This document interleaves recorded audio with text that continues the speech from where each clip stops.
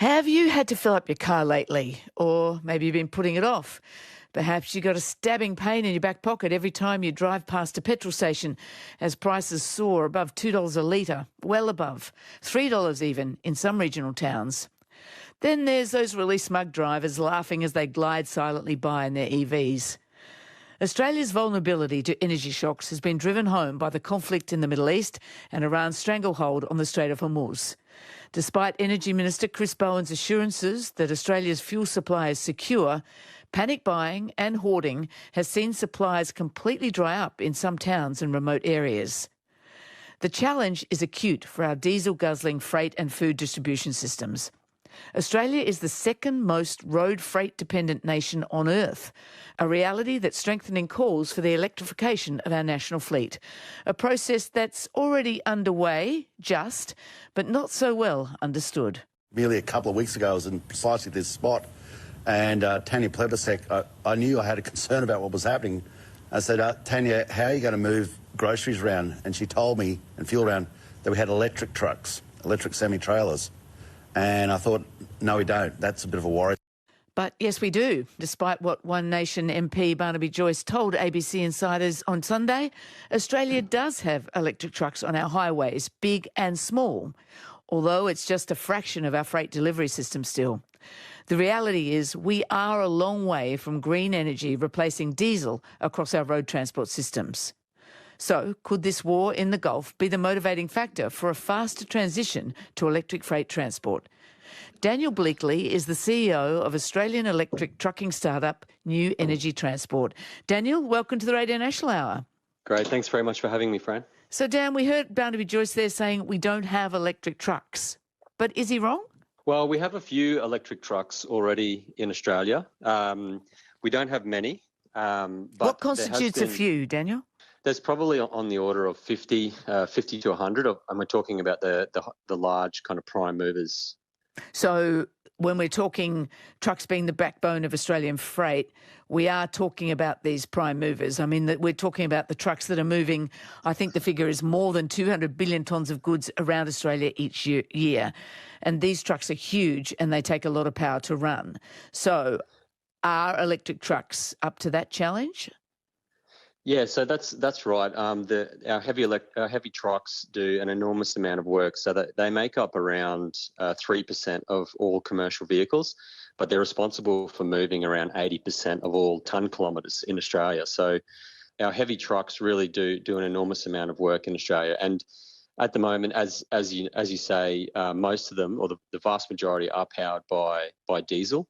But in recent years, we've seen a convergence of multiple technologies, such as increased battery densities and megawatt charging. That means that we can actually run heavy road freight on electric prime movers now. So, and we're already seeing some countries transition to fully electric road freight, such as Norway and other countries. So Norway's freight system is now completely moved by electric trucks?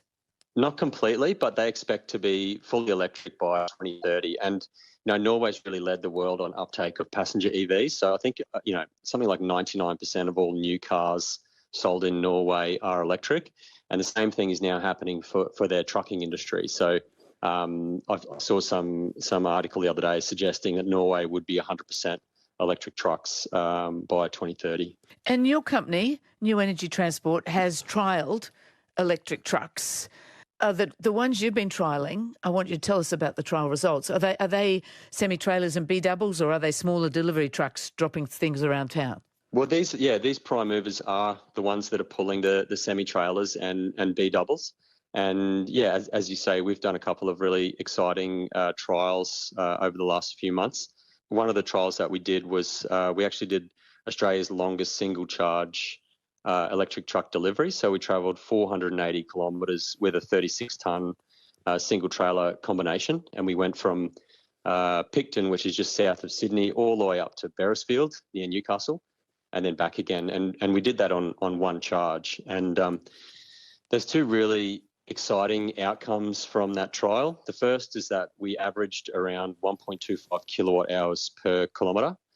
And if we're running on really low cost Australian kind of renewable energy or solar, that means that that entire trip would have cost roughly $50 compared to it normally costs around $300 in diesel to do that trip. So the first really exciting outcome is that heavy electric trucks are capable of operating at a lower cost than diesel trucks, and that's before the energy crisis started. And then the second really exciting outcome is that we actually completed the trip 40 minutes faster than the normal diesel truck delivery time. And the reason we're able to complete the trip much faster is because the electric truck can actually maintain the speed limit going up hills. And I'm sure a lot of your listeners have been, on the highway behind a large diesel truck, and it slows down to 90 or even 80 km an hour. So electric trucks don't have that problem, and so that means that deliveries can actually be done faster with them. So tell us a little more about this cost comparison, because this conflict in Iran, we've got the Strait of Hormuz closed at the moment. It's sharpened everyone's awareness about Australia's vulnerability or resilience or lack of it with our diesel-fuelled freight system. But it will be the economics that drive long-term change. How does the price comparison stack up between an electric truck and a diesel engine truck? I mean, you've told us how it costs, the running costs over that 480 kilometre journey might stack up. But what about overall?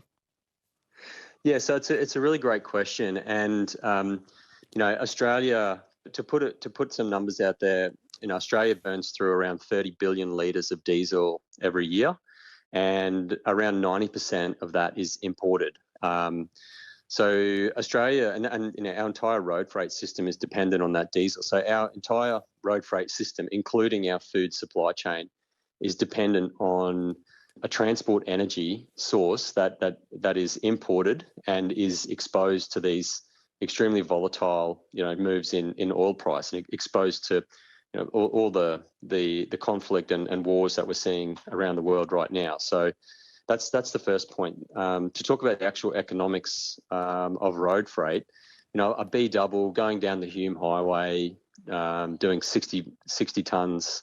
Will cost around $100 per 100 kilometres in diesel.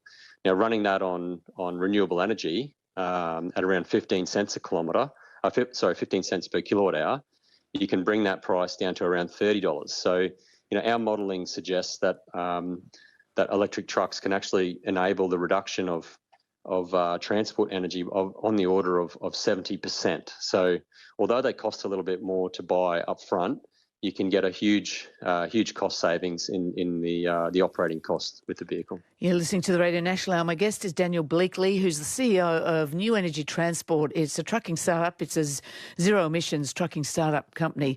But in terms of that cost comparison, yes, it might be cheaper to run per kilometre, but what about the startup cost? You've got to change your fleet. The cost of the vehicle has to be factored into this.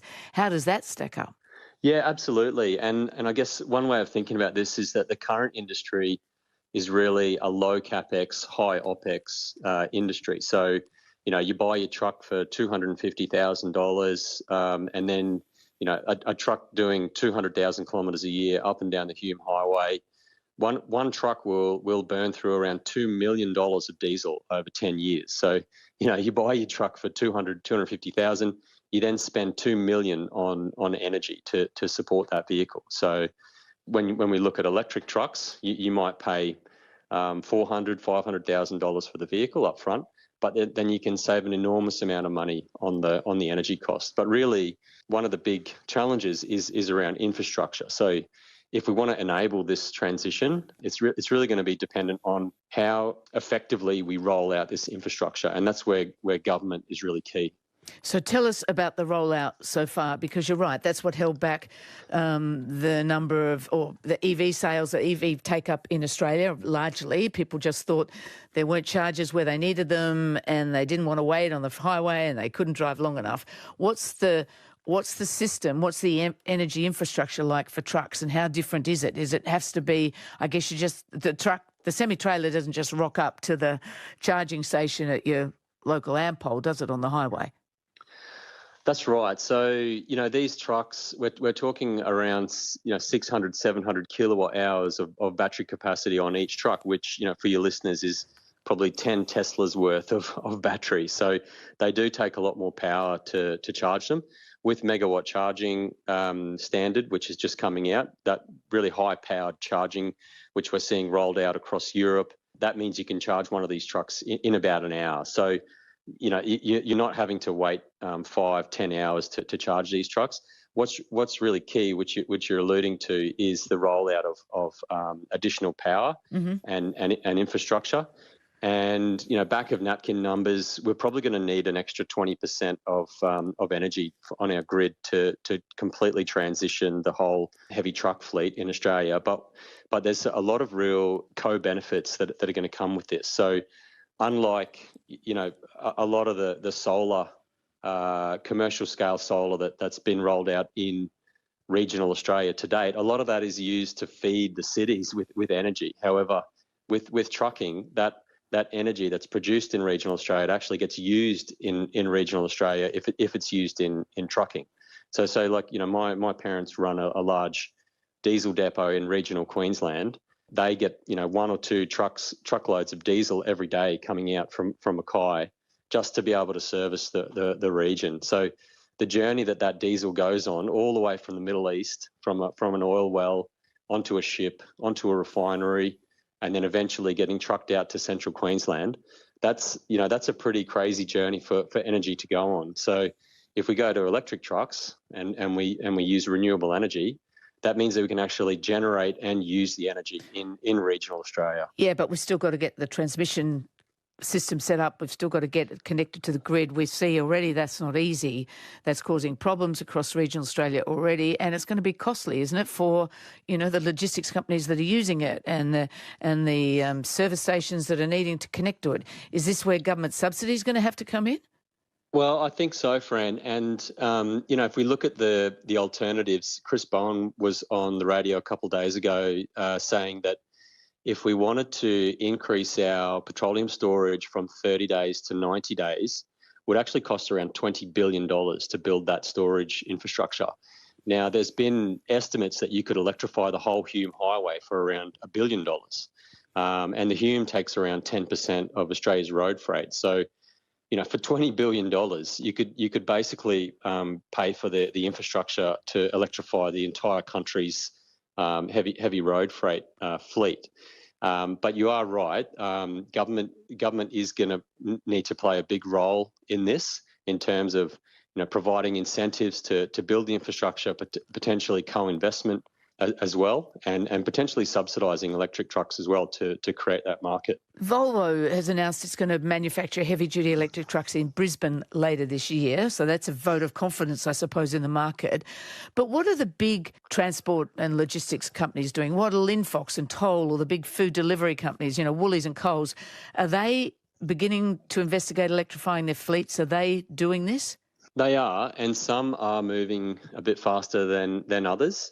I think one of the big challenges that the existing road freight companies face is that, they already have quite large fleets of diesel trucks, and that their depots and their operations are generally set up for a diesel-based technology. So our company, New Energy Transport, we're really taking a first principles approach to electrified road freight. So we're basically stepping back and saying, where's the best location to set up an electric trucking depot? What's the best layout for an electric trucking depot? What about the operations? So all of these things, we're looking at it through a lens of electric trucking. And when you do that, you start to see things quite differently, like, being able to leverage the enormous amount of cheap solar power that comes onto the grid every day in the middle of the day. That may change the way that you do your operations and the timing, so that you can leverage that low cost. So I think one of the big challenges, and hopefully a lot of the larger freight companies start to get a grasp of this, is that we really need to take a fresh look at this industry. The current industry value chain, we believe, is not fit for purpose for electrification, but it's really an opportunity to reimagine road freight. What do the drivers want? What are the drivers telling you? Well, I'm really glad you asked that, Fran, because in our recent 480-kilometre demo, we had a driver named Tom, and it was the first time that he'd driven an electric truck, and he'd been driving trucks, for a couple of decades. And we actually interviewed him after the demonstration, and your listeners can go to YouTube and just search for New Energy Transport, and we've got a 5-minute video there. And so we interviewed Tom after the demo, and he actually made the point that he suffers from industrial deafness because he's been in the vicinity of a very loud diesel engine for a couple of decades, 12 hours, 14 hours a day, exposed to this noise pollution. And Tom actually said that he was really excited about the prospect that future truck drivers won't have to suffer from industrial deafness or be exposed to a lot of the pollution that comes off these trucks. Diesel trucks also vibrate a lot, so it's quite a harsh environment for drivers. So yeah, all the feedback that we've got from drivers is that electric trucks provide a much better driving experience. All right, Daniel, thank you very much for joining us. Great. Thanks very much, Fran. Daniel Bleakley is CEO of the Australian electric trucking startup New Energy Transport. And if we look to China for a sign of the future, as we may have when we looked at just electric cars on our roads, in December, battery, electric and hybrid trucks in China outsold conventional trucks for the first time.